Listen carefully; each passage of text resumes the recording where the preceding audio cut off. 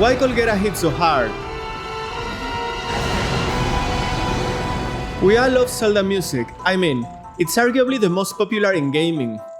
One thing that characterizes its tracks is the use and reuse of old and very well established musical motifs.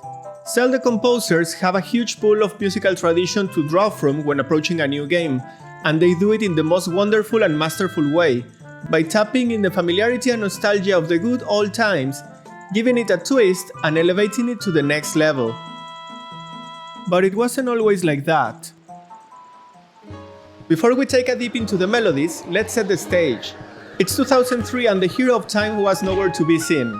I mean, not only did we get a new cel-shaded Zelda nobody asked for, but the actual Link had the nerve to go back to its timeline and live its best life like nothing.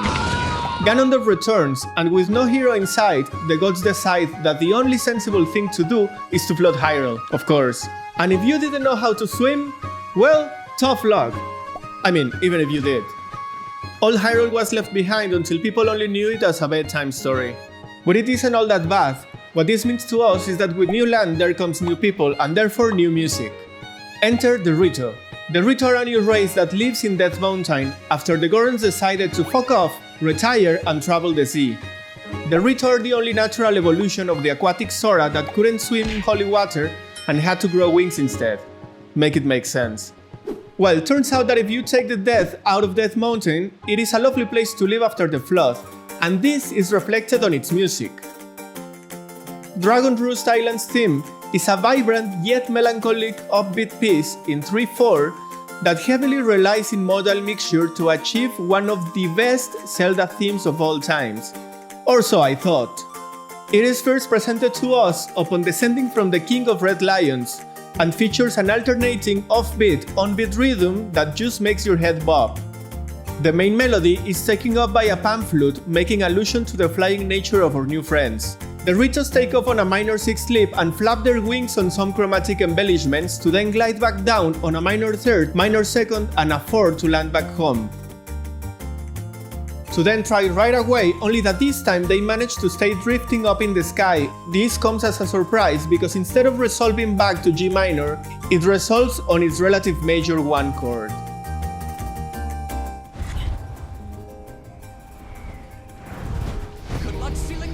The next section takes place once our feathery friends are gliding stoic through the sky. This time the melody soars with an elegant 4 and descends on an arpeggio to briefly settle in C. Then, another arpeggio before settling back to C and cruising there for a while. But what does it have to do with Colgera?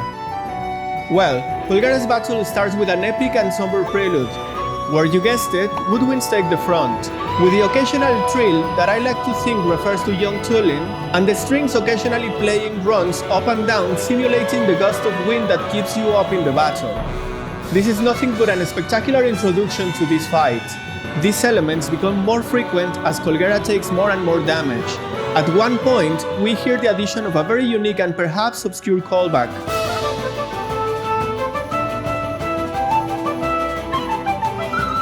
This is the Molgera theme, who was the boss in the Wind Temple in the Wind Waker.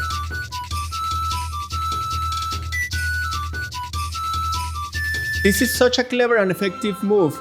It would be the best if it were not for what we hear immediately next.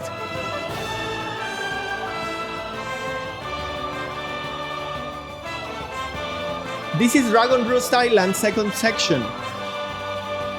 Only that this time played by a full-blown orchestra with an epic choir in the back.